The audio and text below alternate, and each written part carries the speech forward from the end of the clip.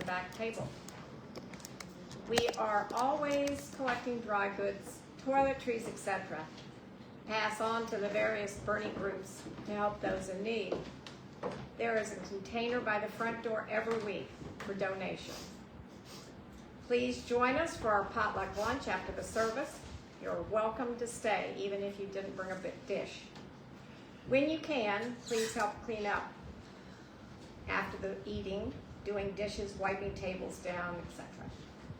We have the following live groups every month. Edgar Casey Study Group every second and fourth Friday from 10 a.m. to noon. Men's Brunch Group is the first Saturday of the month from 10 to 11:30. Sunday morning book discussion every Sunday from 9:30 to 10:30 a.m. in the fellowship room. The book they're studying is Understanding Your Soul, The Channeled Wisdom of Jesus by Christine Bush.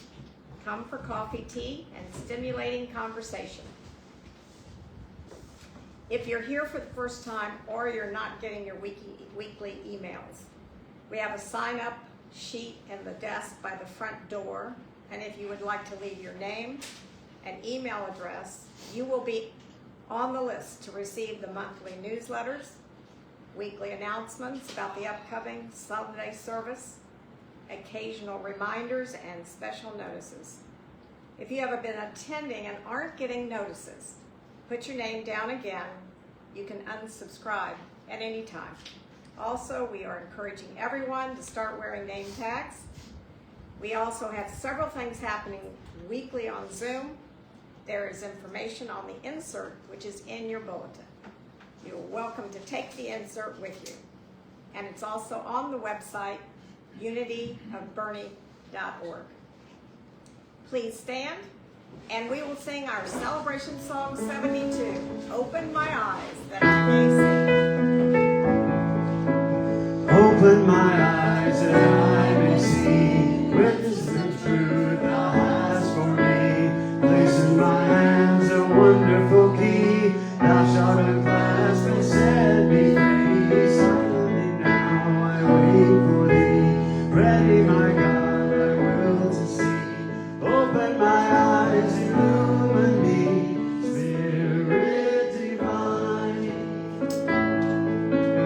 Open my ears that I may hear voices of truth thou sendest clear.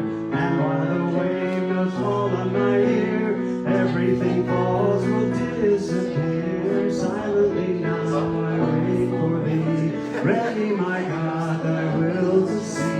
Open my eyes, illumine me, Spirit divine. Open my mouth and let me bear gladly my warm truth everywhere. Open my heart and let me prepare love with thy children thus to share. Silently now I wait for thee, ready my God thy will to see. Open my heart and illumine me, Spirit divine. Sorry, it's very loud in here. I tried adjusting. I can do don't it. know what to adjust in there. Thank you, David. Am I singing too loud? Oh, just have to find. I think it's thank you, and please be seated.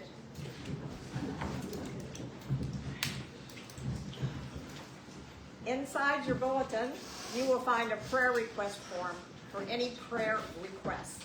You can drop them in the offering basket later, and they will be put with other prayer requests.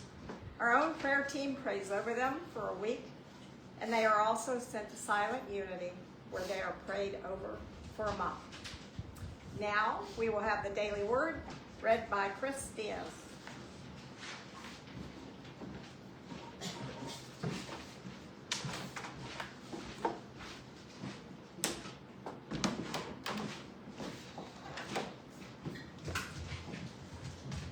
As we quietly and gently prepare for the reading of the daily word, we remember that we are in spirit with millions of daily word readers in churches throughout the world.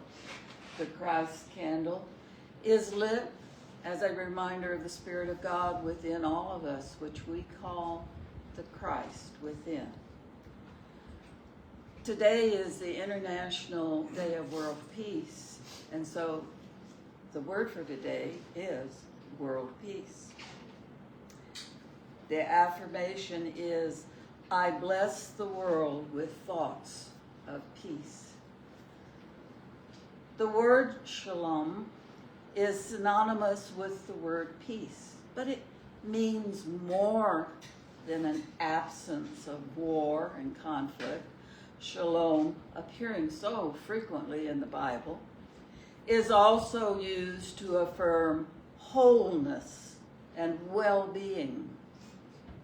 True, lasting well-being requires the kind of peace known by living in alignment with God.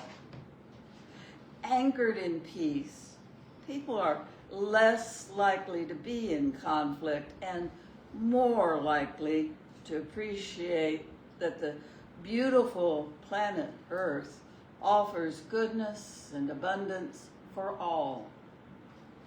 When I pray for a peaceful world, I pray shalom for myself and for each person of every land to have their needs met, to know lasting well-being for themselves and their families, to live in harmony, and to work toward our common good.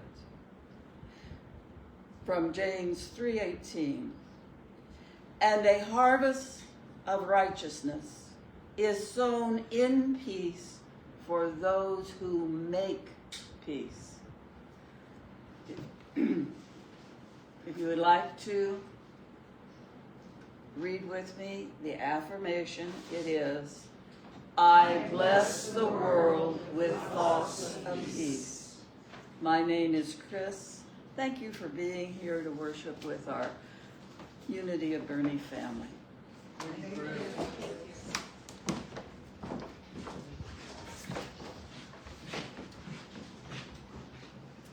Please stand and join us in the miracle moment. Together, 275. Make me a blessing, Lord. Make me a blessing, Lord. Help me to help those needing help, to be a blessing to my fellow men. Instruct me when to speak and when to hold my speech, when to be bold in giving and when to withhold. And if I have not strength enough, then give me strength. Lord, make me tough with my own self, but tender toward all others.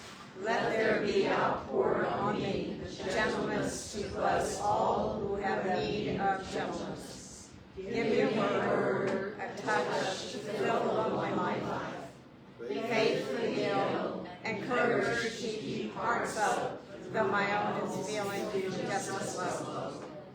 When men have bitter things to meet, and quail and would accept defeat, then let me lift their eyes to see the vision of thy victory. Help me to help. Help me to give the wisdom and the will to live. Remain standing as we sing our joy song, 153, Count Your Blessings. So can you hear that now? Yes. Okay. When the farmer silver searching tempest tossed, when you feel discouraged thinking all is lost, count your many blessings, name them one by one, and you will surprise you what the Lord has done. Count your blessings, name them one by one.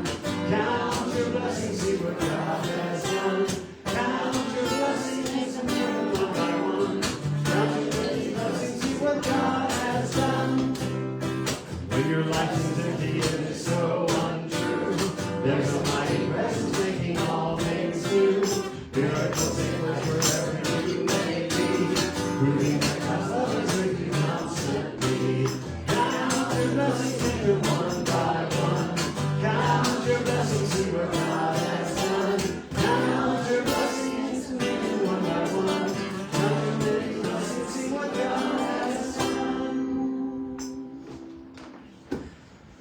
remains, now our mission statement together. Unity of Birth is a vibrant, loving, spiritual community, providing a sacred space for personal growth.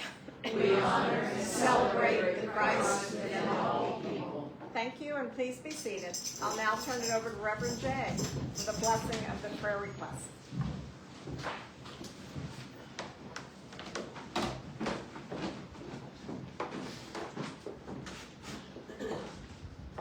I'm not on, I'm sorry. This is, Your thing on, Sure. that Yeah. was a problem last time. so, I'm gonna try this. Put it out to your mouth again and talk. I think, No. no, I'm gonna check it there. Thank you, David. Yes. I'll make sure it's not needed. In the meantime,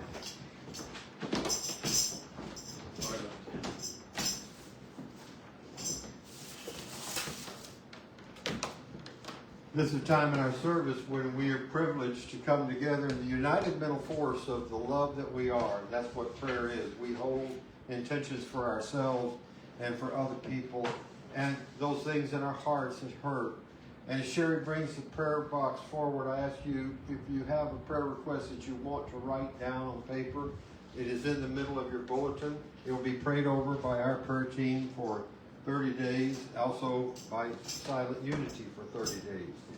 So this is a dedicated, effort, is a dedicated energy to answered prayer. So if you'd like to write your requests as Sherry comes forward, I'll wait a moment for you to put those in the box, and then we'll enter into prayer. Thank you.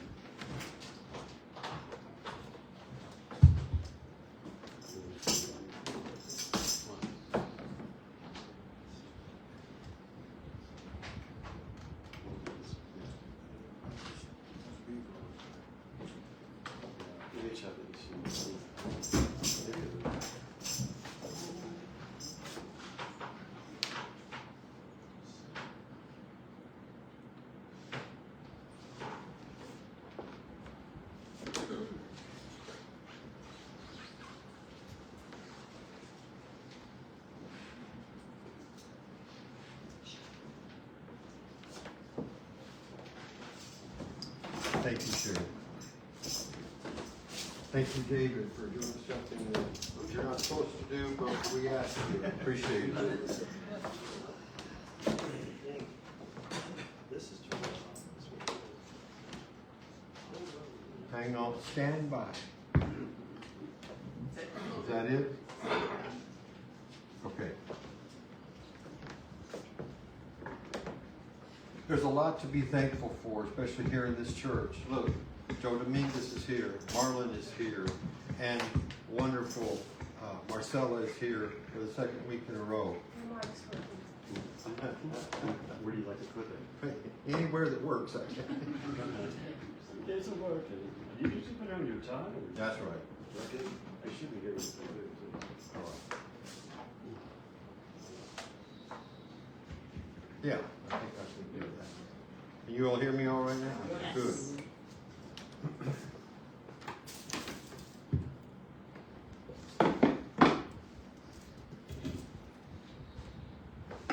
All the people that are here that we prayed for, and they're here with smiling faces, and that's wonderful. Right there, we've got something to give thanks. You know, the scriptures say that the Lord loves a cheerful giver. Praise does good, nothing does good like a merry heart. We may not feel like we want to be positive right now. I may feel oppressed, but this is exactly the time that we bring that energy to the presence within us and let it transmute by spiritual alchemy into who we truly are, which is love. I ask you to join me right now. Loving and infinite presence, we give thanks that you are the cornerstone of our being, that you are there to turn to when in our limited humanness we're reaching for greatness. We don't always know that's what it is, but you are the author, perfecter, and finisher of all our faith. You are the Savior of all humankind. The Christ exists in each one of us, and we recognize it right now. We give thanks for answered prayer of those who have been ill and who are now well and join with us. We ask your healing touch on those who are ill right now and need help and guidance. Let them know that they are surrounded by people who affirm and believe in their divinity and their Christhood. We know that the only type of prayer there is an answered prayer. We affirm this right now. And that we may not understand everything that's in our heart, everything that seems to be contradictory in us, there's one thing we do want. We want more of the joy of life abundant. And we get that by being the love we are. Touch us where we need it. We give thanks that this is being done, and we remember that right now, someone's heart is breaking and needs your healing touch. We send that energy there, and they recognize who and what they really are, the truth of their being. We give thanks for this in great abundance, and so it is. Amen. Thank you, David. Appreciate it. Yeah, I'll get to work on the monitor after the service. I don't want to hear it. I've been a sound engineer almost as long as I've been a musician. All right, thank you. But you do a little work on that. I have a brand new song for y'all. I just actually wrote some new lines to it yesterday at the farmer's market in San Marcos. I started it, though, when I was in Hawaii, on the Big Island. Not so much in Hawaii, but it came together from two songs. Being in nature was a lot to do with it, but it's about love, joy, peace, inclusion, light, and something about being on the longest mile. I noted that whenever I was driving around the island a lot, it could take, 15, 20 minutes to go a linear mile. But it's so beautiful, who cared, right? Mm-hmm. It's like the twists and turns. And it became a thing about, well, it's an awakening. The song's about awakening. Y'all feel like singing yourselves a little bit? Maybe? Yeah. It's Sunday also. It's also spring equinox. Soon. Soon.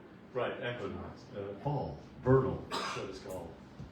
I always wish it was spring, so never mind. But, we're celebrating sun a lot today. There's a lot of celebrations around the country on getting your solar thing together. Anyway, so if I do the line, I am awakened, or if I say, are you awakened? You guys sing back, I am awakened. Can y'all do that? We are awakened. It'll happen later in the song. Just kind of do it as you feel it. So.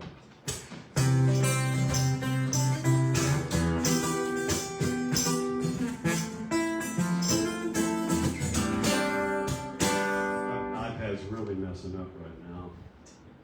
I hope I can memorize this song. Wow. This is one of those days we're having tech fun today, aren't we? Aren't we though? Yeah. Get back to where I was. I'm sorry, just one pause here. I don't think I can remember this because I just wrote it. I'm going to try though.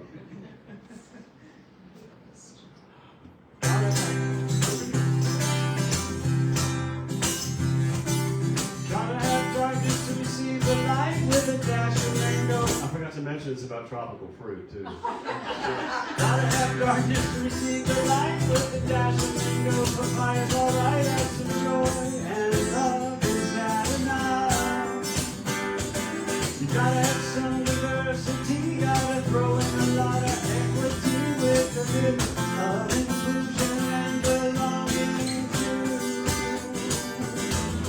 On this little journey so far from home, nature tells us we're never alone. Love is what you are and what you make it.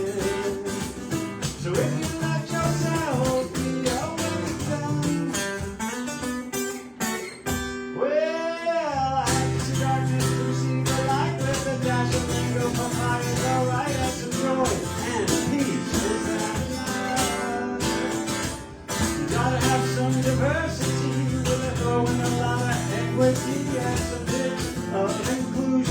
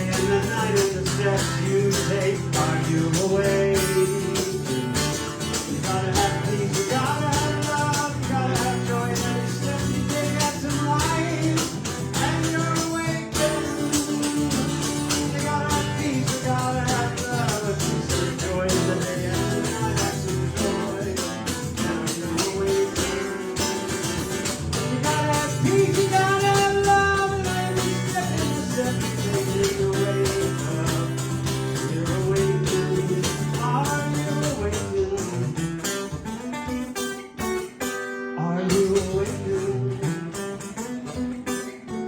Yes, when you awaken.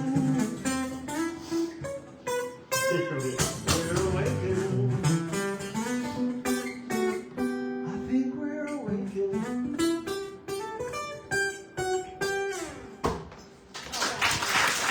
That was kind of fun. Thank you all for singing that. Really, my favorite is up here with my iPad. I'm using it.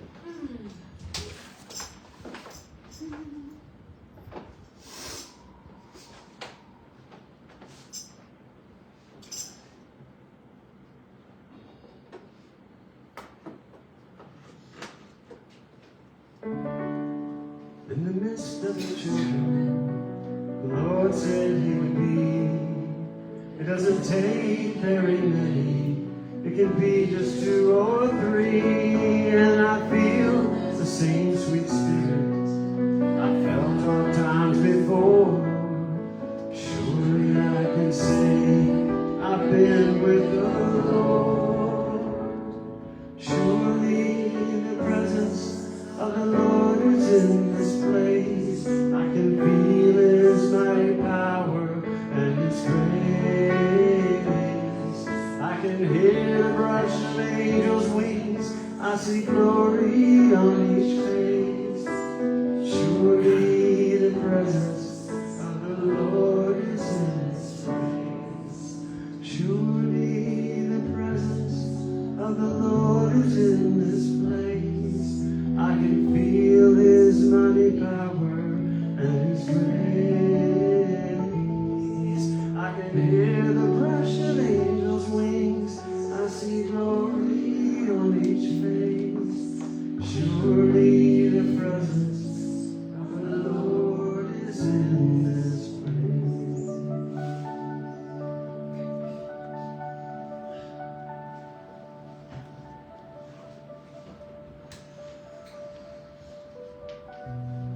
In the next few moments, we'll prepare ourselves for divine communion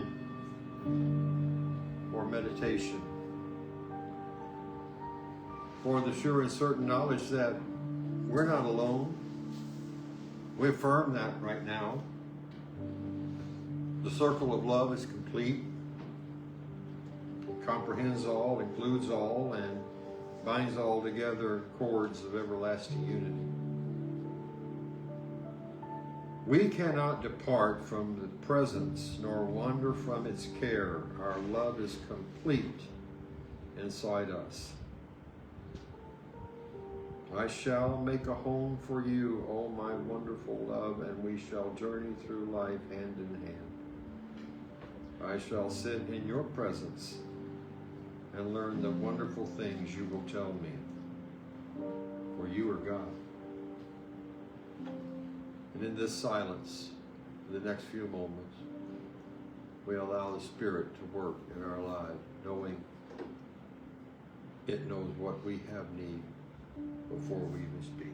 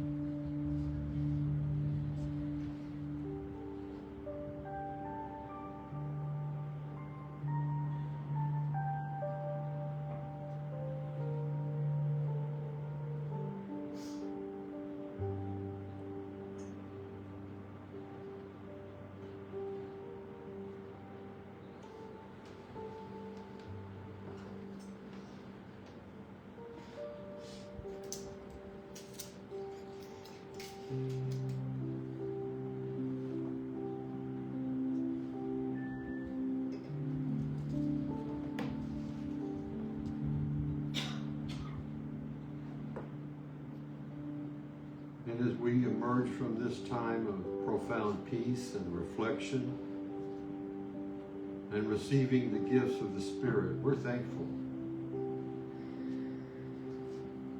We're thankful that we know who we are in truth. And we receive that which is ours right now.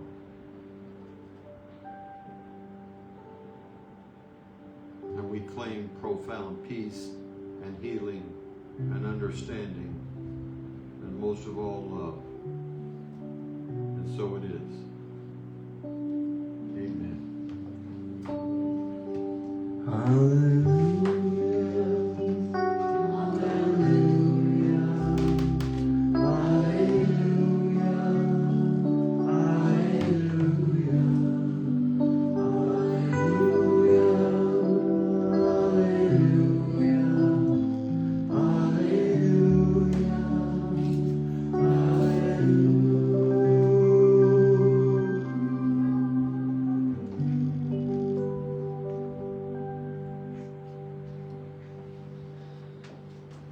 Thank you, David. Good morning. I'd like to ask you a question this morning. You don't have to answer out loud. It's probably just as good that you keep it inside yourself, because we have maybe a cacophony in here and everybody has their own experience. But I'd like to ask you this question to ponder while I speak this morning and while the Spirit hopefully moves through you. What brought you here today, and what brought you here the first time? Now, like I said, I don't expect you to answer that right away, but I'm going to do a little bit of filling this in. A lot of people are attracted to our movement because it is said that we deal with energy. And some people that are at what you might call the lowest form of spiritual understanding, well, let's just call them, they self-identify as atheists or agnostics. They haven't learned that they can believe in a God that believes in them. So while they're there, while they seem to be doing this, and hopefully they'll grow, they say, I can come into this movement and I can, I read the book The Secret by Rhonda Byrne. Isn't she a Unity minister? No, she's not. But she took a lot of what we talk about and put it on paper, and it was wildly successful at the time, because basically what she said is, what you think about, you bring about.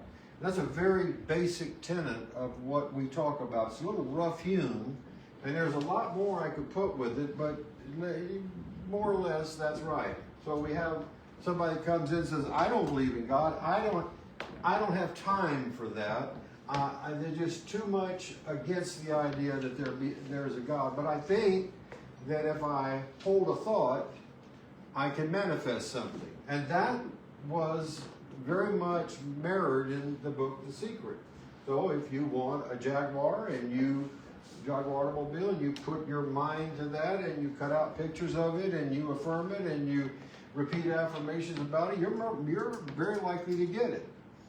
The problem is that being human and having an ego, it won't be long before we want more. Well, I got the Jaguar, and now, in 2 years, I got to have a newer one. Who wants to be driving around in the old one? I need to look, I got to be successful and do these things. All that's fine, and that's really part of my life as a younger man. But there's something else besides the getting that I want to talk about this morning. The affirming its mine and having it come to me. If you go higher up the ladder in our teaching, you'll come to a place where you'll hear, or it'll be spoken. Somehow you'll divine the idea of soul contracts. The idea that we're here on purpose to do a great mission that only we can do. When that happens, you kind of take your focus off the Jaguars and trips to Hawaii and all like that, which is nothing wrong with that. And you could hold that vision, but then you realize the abundant life that's being talked about is so much more. It encompasses so much that at that present level of understanding, when we drew a line in the sand and said, I'm an atheist, agnostic, I'm not going to change. You know, sometimes I don't think there's much difference from those who refuse to grow as the other guy that I heard say, I'm a Baptist born, I'm a Baptist bred, and when I'm gone, I'll be a Baptist dead. I mean, that kind of bookends of life is, okay, what's the point? And usually there's so much more in that person, but they don't want to own that. And that's about disowning things. And I'm not talking about that. I will later on come back. I'm not talking about disown feelings right now. I'm talking about understanding that you're on a divine mission here, and that what you can conceive and what you can believe, you can receive. Okay? We already talked about the jaguar. And we could talk about any material thing like that. And I'm sure even some of you and me have situations where we've held thought in mind and received in kind, or something approximating it. On into my metaphysical journey, I learned that I wanted to add an insurance policy to that, because you can get something that you want, and it comes with a lot of things attendant to it. And I will tell you, I held the vision for an Eldorado Cadillac as a younger man. I wanted it, I got it, but it came with all kinds of things, upkeep, and things that had to be done. And pretty soon that car was owning me instead of me owning that car. And I loved it for a while, and I wanted to get rid of it. I added now to things, or I add now to things, let me have this or something better for the highest good of all concerned, including me. That means that I may not know what's part of my contract. It means I may not know all that is inherent in that, but that whatever it is, I am open to let a spirit that knows more than me deliver to me the contents of my highest thought. Now, I'll just tell you, why does this, or I ask you this question, or however you want to phrase it. There is a soup around this planet. You can't see it, but it's every thought that's ever been thought, every word that's ever been spoken, every event that's ever happened. It sits like a magnetic field, and there's no age to it. When you're angry, you're tuned into it. Like I said, you have a radio station that you dial yourself into this. You can go to WANGER. You know, you can go to WFEAR. I know that's longer than the call letter, but you get the idea. What you persist in thinking has already been thought in this cosmic soup that surrounds us. There's a life above that, but right now I'm talking about the idea of conceiving, believing, and receiving. When you tune into things, when you think things rather, you're tuning into not only what you're thinking, but what has always been thought in that same line from the beginning of time. Don't take my word for it. This is the words of Hamlin and the great clockmaker Quimby and the great metaphysicians who say that when you think and you persist in a line of thought, you are borrowing from every similar thought that's ever been thought. Now, how does that work with your soul contract? Well, you come down here on a mission, and your soul knows what it is. The world can kick it out of you almost, because we get excited about what's out there. Those things that we can get, those things we can attain. The money, we could be the richest man in a cemetery, or richest woman in a cemetery. We're told that to produce is far more important than being and understanding. I want to say that again. The production for someone else in money or time or whatever it may be, the production for someone else is more important than the contents of our own soul. The question then becomes very simple. And what part of life are you going to answer it for yourself? Are you here living a self-realized, self-actualized life? Or are you dancing the steps to the tune that someone else is playing?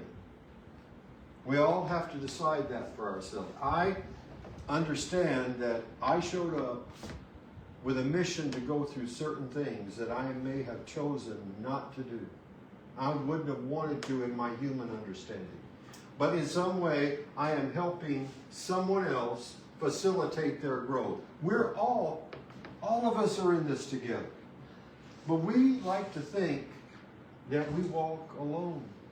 It gives us a sense of, I'm in charge of my destiny. I know what I'm doing. And there's nothing wrong with saying that, as long as you realize that there are many other people saying that. And guess what happens? When you say that, you're also tuning into what they're saying.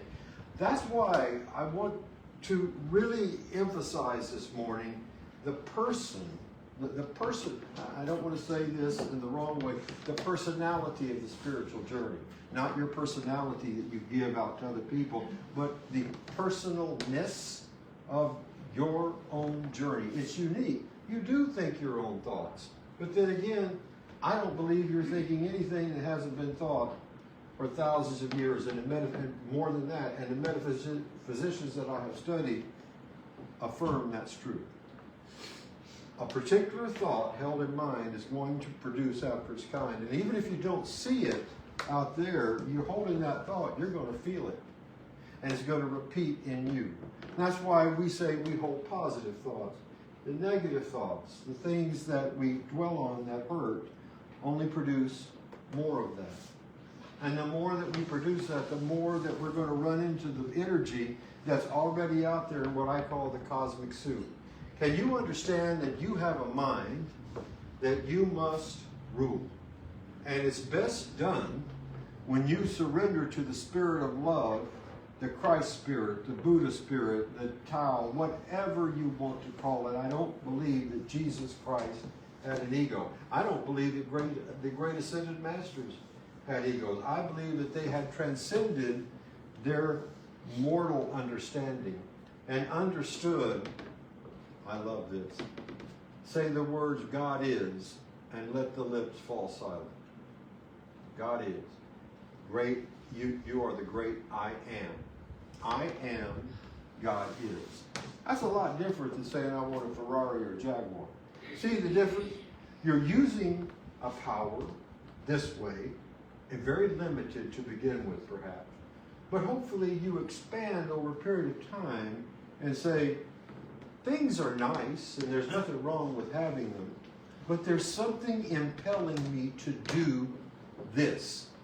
Whatever it may be and however cockeyed it may seem to your present way of understanding. Because I thought that I was going to get married in 1982, have that Cadillac Eldorado, have my 2.5 kids, had it all mapped out. She was there, I was there, and you know, I had the daily word on them, and I thought, this is great. I'm just making my own life. But I surrendered to the Spirit too. I said, also, show me if I'm not doing the right thing. When you ask that question, for me, when you ask that question, you're going to get an answer. Because within a year, all those things that I just told you fell apart. And they fell apart because I wasn't happy. And I wasn't happy because I wasn't self-actualized and self-realized. And I remember walking in to the sales director of where I worked, who asked me to have a private drink with him because I had led the company that month. So I went in to have that private drink, only I had quit drinking. And I don't even remember what it was. It was maybe club soda because that bottle of water wasn't in at that time. I really dated myself. I know that. Anyway, and I remember his first name was Ed. And he said, Jay, you're at this age, you just knocked you're a member of the $100,000 club and all this kind of, you were getting a private drink with the boss. That was something. And what I did at that time was I accepted his praise and I thanked him for it. And I agreed that I had done a lot of hard work and that it was my goal. And I achieved it. I also reached in my pocket, I took the keys out. I gave the lock key back And I said, and that's it for me. I'll never forget the look on his face. He said, what's wrong? I said, I'm not happy. Well, Jay, look at your paychecks. Look at when you're leaving the company at this age. What do you mean you're not happy? You don't know enough not to be happy. I said, I'm not happy. I remember after all that talk that I drove that car up to Landa Park in New Braunfels and sat there for a long time looking at the lake. And I said, I want to know really what I want to be. There's got to be more than me outside in the sales floor handing out a few lines to somebody to get their money to wake up and do it again and again and again. I didn't know that I was going to be working in this field at all until somebody spoke that over my life and it really hit me. But I knew that I cared about people getting, conceiving, believing it, and receiving things. I cared about other people more than I cared about selling them the items. I went and talked to my dad because, well, he was the smartest guy I knew at the time. And he said to me, Jay, self-actualization and self-realization can be a lonely place to walk. He said, you follow what you want. He said, you do what you need to do. And if you need to borrow some money, don't come to me. Not really, but almost. And I realized I'm going to have to make a way to make this way work for me. I started writing. I gave up that relationship where we had all those things at that young age. It wasn't never really meant to be. And I said, a la Daily Word and all the things that I was studying, I said, what is the highest thing that I'm supposed to be doing? Spirit, will you show me? I need to know. I said that prayer, I really wanted to know it. It wasn't too long before I met a man that you all probably know his name, Reverend Jack Boland, because I loved his work. It wasn't too long before I met a man who saw something in me I didn't see. And then the rest was sort of like history.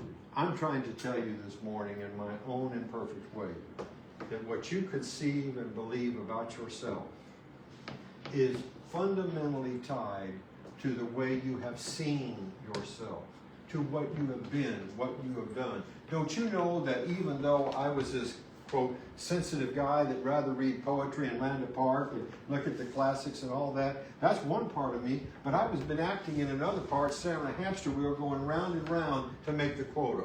I was a wandering generality instead of a meaningful specific. And to get anywhere in this thing we call life, you've got to at least be specific. Your soul contract is going to unfold anyway. There are certain things that you're going to have to meet with certain people that come from a group from way up there. If you believe what we teach here, if you believe this, that were made a long time ago and that you have a part in and need. And they usually are the things that hurt the most and the things that you love the most. Soul contracts are very seldom mundane. They're the things that raise our hackles. They're the things that say, why me, why this, why now? And we have to remember, just like I did, I judged myself for being in a certain business. When the soul judges, when you judge, the soul contracts. And when it contracts, it takes kind of like the breath out of you. It puts you in a feeling of being kind of off center. You're walking ahead, but you don't feel like you're really doing what you're meant to do.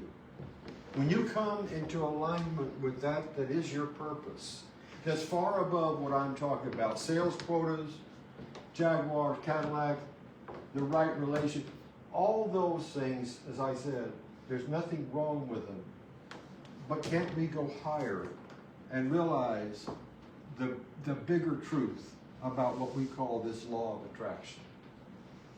Thoughts held in mind produce after their kind. We said that so many times. What about the things that we don't hold in our mind that come to us and broadside us? What about the things that we say, How could I have had anything to do with this? How did I create, promote, or allow this? Well, there's a word that's been used and it's been abused as well, but I'm going to use it this morning. It's called karma. And basically it means action and reaction for every, the Bible talks about it, that you sow, so shall you reap. It doesn't mean, I don't think, just in this space of time. I think it means in eons. You were never born, and you're never going to die.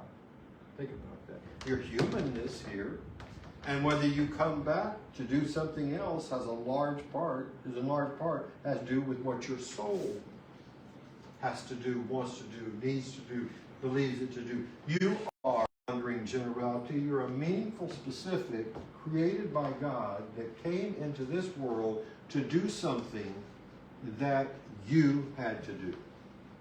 You either decided it, or somebody said, will you help me with it?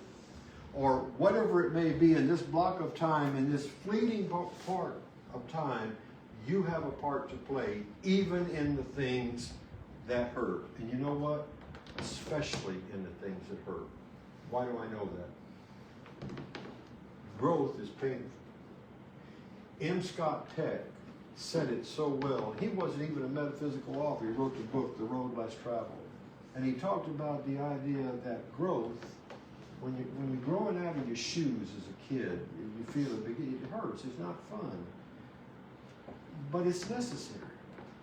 The things that you think are so painful, and they are, the things you would trade if you could, have a hidden blessing in them for you or for someone else. Have you thought that when you're in something you don't understand, that it could be for the sake of somebody else you know or that's passing through your life, that makes the great tapestry and fabric of this world come together? Have you thought that even the slightest interaction with someone else can produce something that needs to be said, done, believed, received? When you conceive of yourself, right, I want to say this. I hope that when you conceive of yourself right now, you see yourself as a powerful creator. And you see God not far up and far away, but as close as your next breath. I'm talking about Scripture, not what Jay says. This comes right out of the Bible. As Proverbs says, as a man thinketh in his heart, so is he. And the only reason it doesn't say a woman is because men wrote the book. As a man thinketh in his heart, so is he. So that means, I played with that early in my journey. It's like, as a man thinketh, in his heart, so is he. It was a little different than, as a man thinketh in his heart, so is he. And I had to put this together finally in a way that I thought, my deepest longings, my deepest promptings, my deepest urgings, the things I felt at Landa Park in New Braunfels, the things that I said I'll never go back to, the things I said I'm finished with, I'm walking forward, those things were the things that constituted what I was thinking in my heart. What good was it for me to drive away with that big check in that big car to that relationship that was unfulfilling when I walked in and the first thing I did was pour a bourbon and soda, and that's the truth. Now, why did I do that? To relax. No, it was also to numb the pain a little. That's why I wanted to give up that drinking, and I did for a long time ago. I wanted to be alive to my core, not to deaden anything, not to get through anything. Life is meant to be lived, and it's meant to be lived forward. And the forwardness that we can walk through, this newness of life that I'm talking about, is when you conceive and believe and receive the idea about you that you're greater than anything you could hope or wish for. Do you know that one of our sacred books calls you God's unlimited, perfected idea? You're greater than anything here. And we get so torn up and upset about what's going on in our lives. Can you conceive, believe, and receive the idea this morning that you're greater than anything that's ever happened to you or ever will happen to you. And that there's a lesson in everything that comes to you somewhere. And even though it hurts, and even though there's pain, and even we'd rather do anything but go through it, that's the very time we need to open our hearts up and say, Spirit, teach me more. Why? Because I don't want to go through this again. If there's something to learn, I want to learn it now. But also, you grow. You expand. You're bigger than a jaguar. You're bigger than a job. You have access to this cosmic energy that's been around, also called the Akashic Records. A whole lot of things we could talk about with that. You have access to be who you are. I hope your opinion about that is larger than what the world says about you. You're more than a butcher, a baker, a candlestick maker. And things are going to break your heart. And things are going to hurt. Because that's part of what it means to be human. But the divine part is you come above that and you begin to understand why those things hurt, why you suffer, and what it means. There's an old proverb, the unexamined life is worth living. I guess I'm asking you this morning, examine your life. Look deeply into you. Don't be scared of what you see. It's no surprise to God. It may be a surprise to you that you can admit it. All right? Let it be. And know amongst all of it, all that work you're doing, you're surrounded by a love that never lets you go, that knew about you before you could ever know about yourself. Your eternal idea in the mind of God. Well, if you think of it in that way, what can you not walk through today? It's this idea we have of our limited self that we need to get rid of.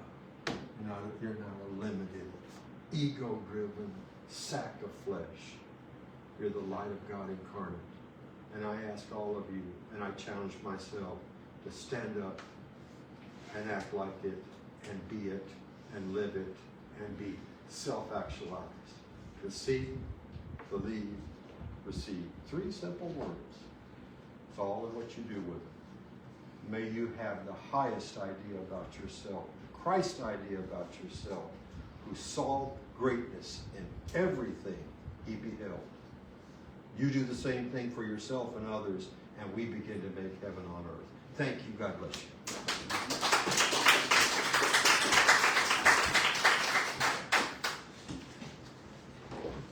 Now it's time for us to give as we've received. I always make a joke about pastors loving to receive money. I really do, because how can we do the church without it? But I'm going to tell you this. It feels good to give most of the time. There were some checks that I wrote out that I trembled when I did it, mainly to the government. But it feels good, really, because to know that your money is going to a place that not only needs it, but is doing wonderful things with it. Look at it. Monday night book study, Pathlighters, Course in Miracles Wednesday. We're doing all right. We're doing better than all right. We're becoming all we're supposed to be in this church. I ask you that as Sherry, Joe comes forward, that you give the best gift of which you're able, and knowing that it comes back to you in ways you may never know. Thank you. Thank you.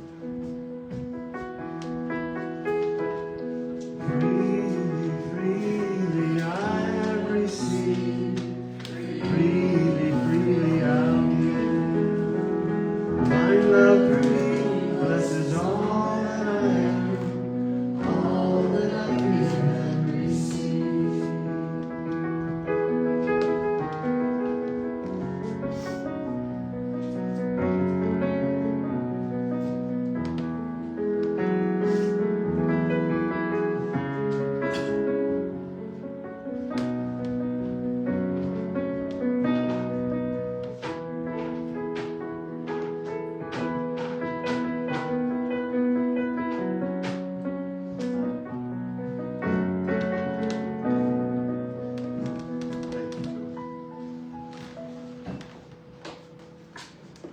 those of you tuning in online, I know I've been out of the frame. I know you probably had to listen without seeing me. You haven't missed much. I'm going to tell you this. If you give a gift, if you're blessed by what we do, if you just press that button that's at our homepage, or you send your gift to Unity of Vernon, P.O. Box 1973, Bernie, Texas 78006.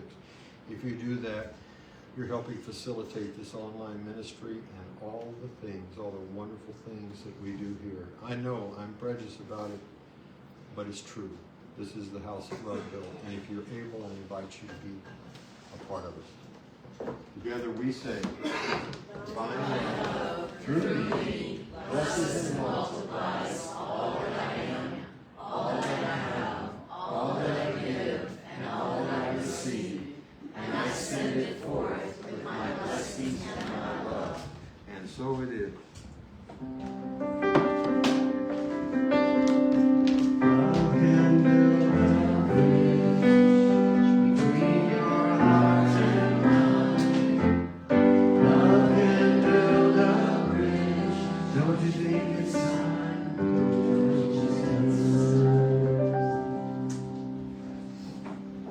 Together we stand and join hands and we feel comfortable doing so.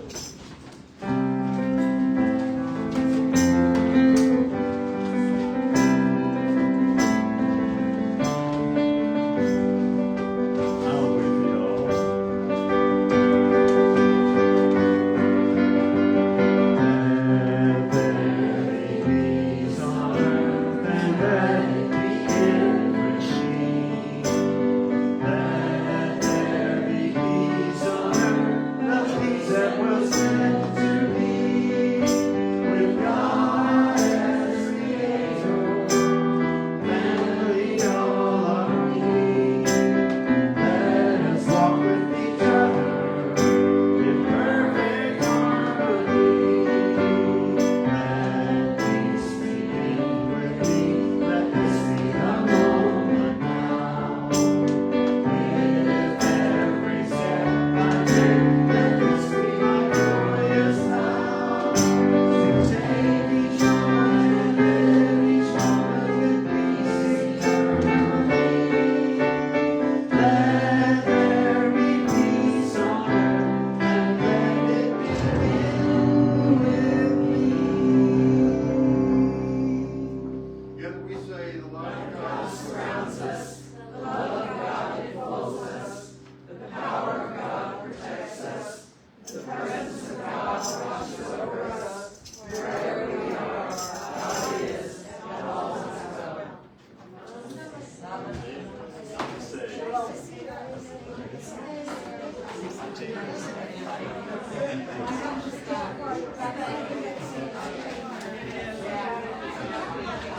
Kind of emotional few days. Also, right now, since we I haven't read the details, but I heard sheets and I wrote the funny. And what they need to do, but it just brings them when everything decided to fill that house, the plan was always going to be kind of dancing together. So just a lot of stuff that I thought I heard.